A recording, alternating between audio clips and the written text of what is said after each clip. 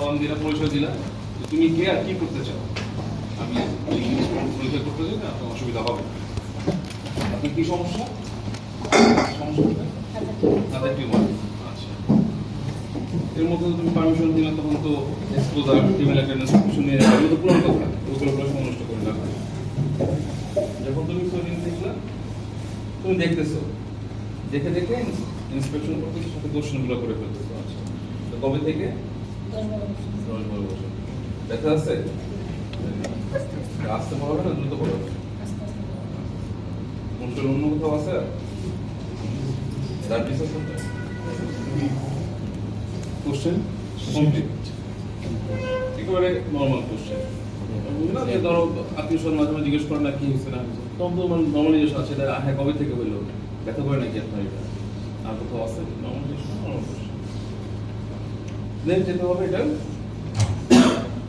এক্সামিনেশনের মধ্যে, যেটা ইন্সপেকশন। আচ্ছা, ইন্সপেকশন যখন হবে তখন আমি সাইডটা দেখে নিব কোথায়, এটা আমার রেজিস্টার করে আছে। যখন লিম্বে আসবে তখন আমরা সিমেট্রিক্যালি আর একটা হাত দেখি, দুই হাতের মতন, দুই হাত আমি দেখে নেব।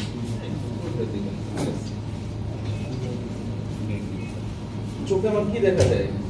স্কিন কালারটা দেখা যায়, দেখলাম নর্মাল কালার। সাইজটা দেখা যায়, একদম ছোট সাইজ, 1x1.5 সেন্টিমিটার এমন সাইজ। শেপটা দেখা যায়, ওভাল শেপ, রাউন্ড শেপ বা ওভাল যেটা বলো না, শেপ দেখা যাচ্ছে। সাইজ দেখে ফেলছি, শেপ দেখে ফেলছি, সাইড দেখে ফেলছি, কালার দেখছি, দুই হাতের সিমেট্রি আছে কিনা সেটা দেখছি। আচ্ছা, দেখার মতো আর কিছু আছে? চোখে আমার যা করতেছে তাই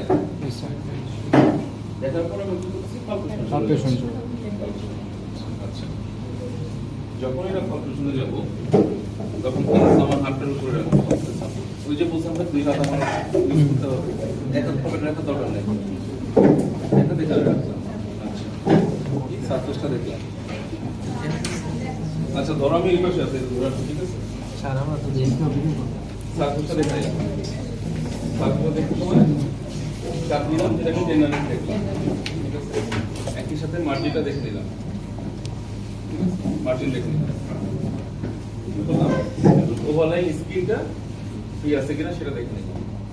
আচ্ছা, তারপরে দেখবো কি আমি আন্ডারলাইন স্ট্রাকচারের সাথে ফিক্স নিয়েছি। প্রথমে এবং downward, then side to side. এটা দেখার জন্য এটা দুইবার করতে হবে। প্রথমে মাসল টট ফ্রি করে, মাসল ফ্রি করে, একবার মাসল টট করে আমার হাতের উপর চাপ দেবো। এখন আমি আবার দেখবো এবং ডাউনওয়ার্ড এবং সাইড টু সাইড। সাথে কি দেখবো আমি এই যে কম্প্রেসিবিলিটি টেস্ট করছিলাম না, এটাকে আমার এরকম করা কি কঠিন না? ছোট তাইলে হচ্ছে আমার সব ক্ষেত্রে যে একই রকম হবে না, আমরা প্রয়োজনে ফ্ল্যাকচুয়েশন টেস্ট অন্যভাবে করি না। মনে ছিল জানি না এটা আমরা তাহলে এখানে কম্প্রেসিবিলিটি আমি এভাবে করে দেখবো, চাপ দিয়ে দেখবো। এখানে আমি এভাবে করতে পারতেছি না, কতক্ষণ দেখবো? 15 সেকেন্ড। কি দেখবো? যে কম্প্রেসিবল লাগছে কিভাবে বলবো আমি? যখন চাপ দিব, যদি কম্প্রেসিবল হয়ে থাকে তাহলে সেটা ডিসঅ্যাপিয়ার হয়ে যাবে। যখন ছেড়ে দিব আস্তে আস্তে করে আবার এক জায়গায়। আচ্ছা, আর কি দেখবো? যা যা আছে তোমার কোডিং, মানে সবগুলো মিলে যা যা আছে সবগুলো করতে হবে। আমি এখানে দেখে বুঝতে পারছি যে এটা করবো না, করবো। প্রত্যেকটা স্পেসিফিক পয়েন্টে সোয়েলিং এর মধ্যে যা যা আছে সবগুলো কিন্তু করে ফেলতে হবে। ঠিক আছে, আমি ফ্ল্যাকচুয়েশন টেস্ট করে নিলাম। দুই পাশ দিয়ে করবো, একবার এই পাশ দিয়ে, একবার এই পাশ দিয়ে। ঠিক আছে, আচ্ছা। ও টেন্ডারনেস দেখা, এই পাশে দেখা, অথবা ওই হাতে এখানে, ওই হাতে, অথবা আর আমি এখানে। এরকম স্পেসিফিক কোনো পয়েন্ট নাই যে তোমার এখানে দেখতে হবে। আচ্ছা, কি থাকে এখানে? কম্প্রেসিবল দেখতে পেয়েছি, ফ্ল্যাকচুয়েশন দেখতে পেয়েছি, ট্রান্সফরমেশন টেস্ট। ট্রান্সফরমেশন টেস্ট কালকে দেখাইছিলেন। প্রথমে লাইটটা অন করে দেখবো জলে কিনা, তারপর লাইটটা অফ করে দেবো। তারপর কি করবো? দূরবীনটা দিব এখানে, দিব কিভাবে দিব? যাতে ওটা লুমেনটা স্ক্রিনকে কভার করে থাকে। তার মানে তোমাকে দুই ধরনের চোখ রেডি করতে হবে, একটা ছোট একটা বড়। যদি এমন হয় যে এমন কোনো কেস আসে পরীক্ষার সময় কোনোদিন দেখো নাই, আমাদের এখানে কোনোদিন দেখো নাই, তখন তো তোমাকে তুমি তো জানো না এটা কেমন হবে? দুটো বানাই ওটাতে 90 ডিগ্রি অ্যাঙ্গেলে লাইটটা রাখো, লাইটটা এমন করে রাখো যাতে লাইটের পুরো সারফেসটা স্ক্রিনের সাথে কভার থাকে, এবং সেটা বলারে কি করে নিতে হবে আই নিড ডার্ক রুম। ঠিক আছে। আচ্ছা, তো কি হলো আমার এখানে শেষ, আর কিছু আছে না। এখন তোমার প্রশ্ন হবে যে ডায়াগনোসিস বলি, ডায়াগনোসিস তুমি কি বলবে যে আমার ডায়াগনোসিস হচ্ছে Ganglion cyst. ganglion cyst, Right. Right. Right.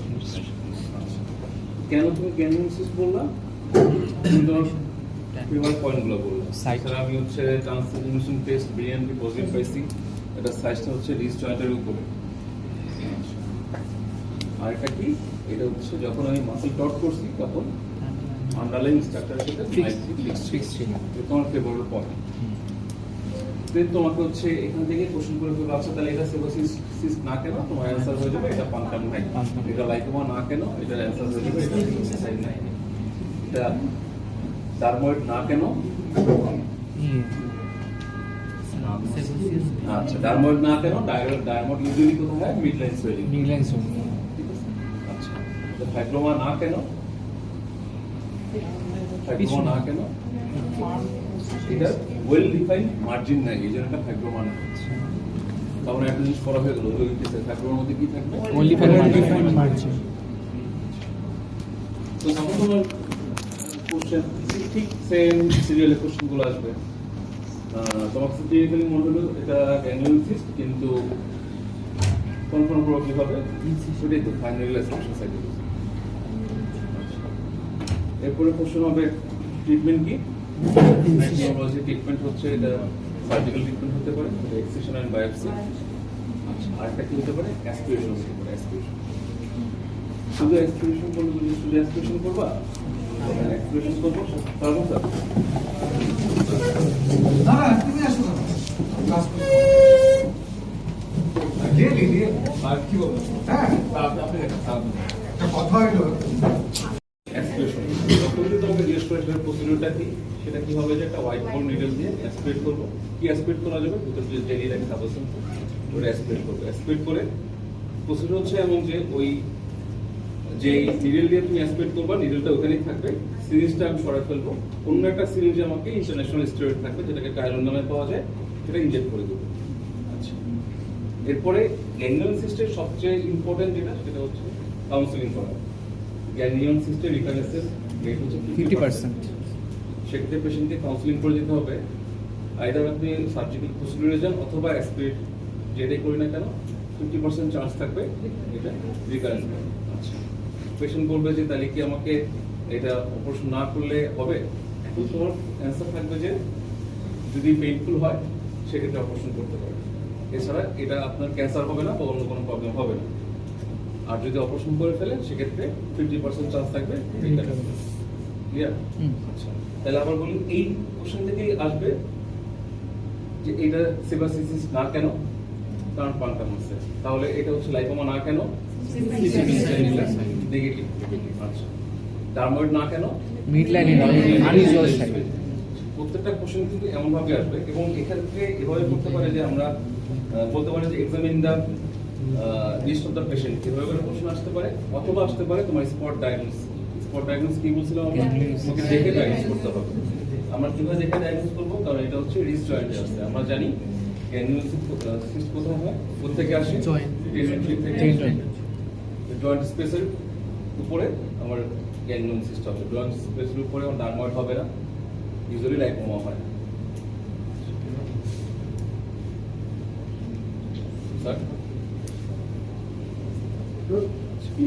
এখন প্রথম দেখায় যে সুন্দর করে বলছে, আমি এমনি ইন্টারফেয়ার করতেছি। হ্যাঁ প্রথম দেখায় কেন এই মাত্র বলছে, এটাই জিজ্ঞেস করে এটা এটা কেন Joint. বলছে এই মাত্র বলছে স্পট স্যার এগুলা স্ট্রাকচার বেশি গার্ড স্যার কেন লম্বা ছিল? স্যার বেশি স্ট্রাকচার কমগুলো স্ট্রাকচার ইনভলভ কত লম্বা হবে? তাই তো? আচ্ছা। এই পেশেন্টের অপারেশন করার জন্য কি অ্যানেস্থেসিয়া দেবো আমরা? Local anaesthesia. ওই যে কোশ্চেন আগে বলছেন দুইটা লোকেশনের নাম। ওকে। একটা যদি ইনভেস্টিগেশন করা হয় কি ইনভেস্টিগেশন করবে পেশেন্টে? আরবিএস করার আগে র্যান্ডম ব্লাস্ট সুগার এই নিয়ম থেকে আমি কোশ্চেন নাই। এখানে ডান মধ্যে একটা কোশ্চেন বলে দেখো, আর এখান থেকে আরেকটা সাইড কোশ্চেন। যখন তোমাকে এটা বলবে যে এটা ডার্ময়েড না কেন, যখন তুমি যখন অ্যান্সার করবা যে এটা মিডলাইন সোয়েলিং না এই জন্য, কোশ্চেন আসবে মিডলাইন সোয়েলিং কি কি ডার্ময়েড, এপিডার্ময়েড, মেনিনজোসিল, সিস্টিক ফাইব্রোমা, যা যা আছে আর অ্যানিউল সিস্ট আমি কি বলছিলাম? রিয়েন্টলি ট্রান্সজেন্টাল টেস্ট রিয়েন্টলি পজিটিভ। তখন কোশ্চেন হবে এরকম আর কি সোয়েলিং আছে যেখানে ট্রান্সজেন্টাল টেস্ট রিয়েন্টলি পজিটিভ, মেনিনগোসিল হয় সিস্টিক ফাইব্রোমা, তিন চারটা বললে চলবে। কনফিউশন আছে অ্যানিউল সিস্ট কি? নো স্যার বলো।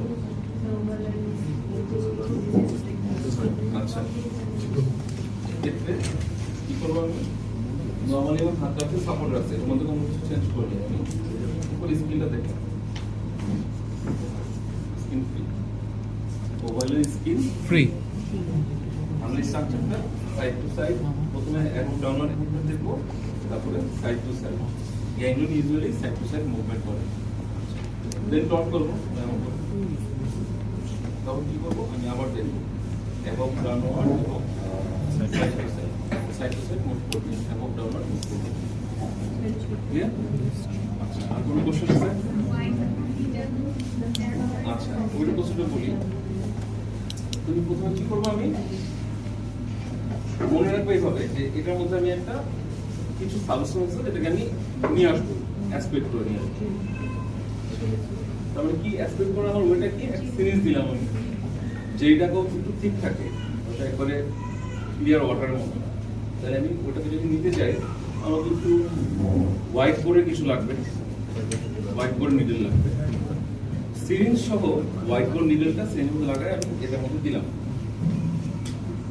তারপর কি করলাম আমি সিরিঞ্জটা অ্যাসপেক্ট করলাম, টান দিলাম, সিরিঞ্জের মধ্যে কিছু জেলি চলে আসবে।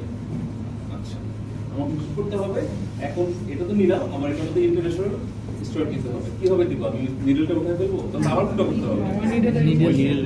নিডলটা আমি নিডল এখানে করবো, সিরিঞ্জ ঘোরাবো, নিডল থাকলে সিরিঞ্জ চলে আসবে। আরেকটা সিরিঞ্জে আমার অলরেডি স্টেরয়েড নেওয়া আছে, ওই সিরিঞ্জটা নিডলটা খুলে ওই সিরিঞ্জটা আমি এই নিডলে লাগাবো, ইনজেক্ট করবো, আমার কাজ শেষ। তারপর ছোট একটা ব্যান্ডেজ দিয়ে দিব, বলবো যে কালকে বাসায় গিয়ে ব্যান্ডেজটা খুলে দেবো। ঠিক আছে, সাথে কি বলে দিব? আর এটা মাথায় রাখবেন যে এটা আমার হতে পারে আবার হতে পারে। এই যে গ্যাংলিয়ন সিস্টটা থেকে এখনই ওই যে একটা কামড় করা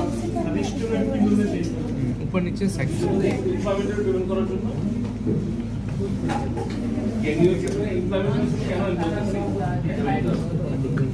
গ্যাংলিয়ন সিস্টেমটা কেন আসে? সাইনোভিয়াল ফ্লুইড আছে না জয়েন্ট স্পেসে, ওই সাইনোভিয়াল ফ্লুইডটা জয়েন্ট স্পেসের বিয়ন্ড দা জয়েন্ট স্পেস এসে জমা হয়। খেলা পারে না সিরিজ ডিপ্রেস করতে হয় কেন বলতেছি? জয়েন্ট স্পেসের বাইরে এসে সাইনোভিয়াল ফ্লুইডটা জমা হয় একটা ক্যাপসুলেটেড এই জন্য গ্যাংলিয়ন সিস্টেম প্রতিটা দেখেন দেখে এটা সোর্স হচ্ছে এখানে জয়েন্ট সাইনোভিয়াল ফ্লুইড। আচ্ছা, এটা যখন আসে একটা যখন সিরিজ এনসিস করে নেয় একটা ইমপ্লান্ট থাকে, তখন আমি স্টেরয়েড দিব। স্টেরয়েড সবসময় এই ইনফ্লামেশনের কাজ করে, এই ইনফ্লামেশনের কারণে ইনফ্লামেশনের কারণের কারণে ওই জায়গায় আপাতত আর কোনো ফ্লুইড অ্যাকুমুলেশন হবে না, এই জন্য দেয়া হয়। কিন্তু যদি আমি স্টেরয়েড না দিই, ফ্লুইড বের দিলাম 3-4 দিন পরে আবার হবে। কি বলতেছিলাম? সিরিজ দুবার কেন?